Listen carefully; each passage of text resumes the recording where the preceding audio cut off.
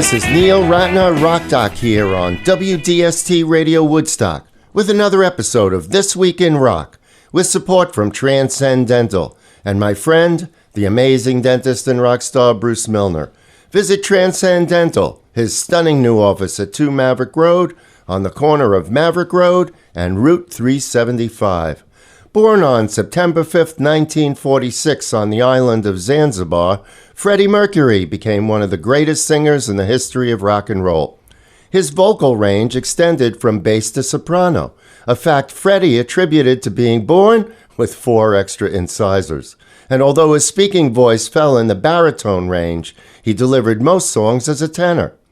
Freddie was also known for his flamboyant stage persona. David Bowie praised Mercury's performance style, saying, "Of all the more theatrical rock performers, Freddie took it further than the rest. He took it over the edge. And of course, I always admired a man who wears tights. I only saw him in concert once, and as they say, he was definitely a man who could hold an audience in the palm of his hand." Roger Daltrey described Mercury as the best virtuoso rock and roll singer of all time.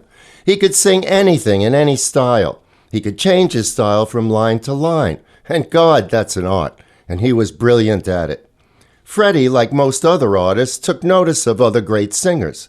And as he describes, when it came to doing a tune in a gospel style, there was no better artist to steal from than Aretha Franklin. Everybody steals, and sometimes you steal without even thinking it, That can be good. I mean, it's just, I don't sit down and listen to everybody and say, okay, I'm going to snatch that phrase or whatever. I mean, I can get influence, like Aretha Franklin's, phrasing is just wonderful. I wish I could sing like her.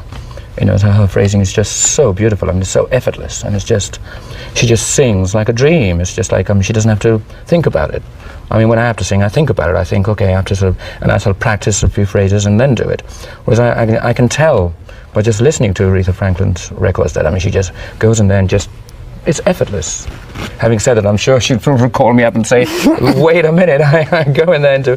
No, but it just sounds so effortless, and it's all sort of spontaneous phrasing and things, which is what I love, and I sometimes try to do that on it's like a song called Somebody to Love. That was the gospel element, and when Aretha was doing all the gospel stuff, I just loved that, the big, humongous choir behind her, all sort of like tidal waves behind her, singing, That's what I like. And that's one element of Queen, because the multi-tracking harmonies and all that. There's various ways of doing harmonies, and the gospel side of harmonies is just stupendous.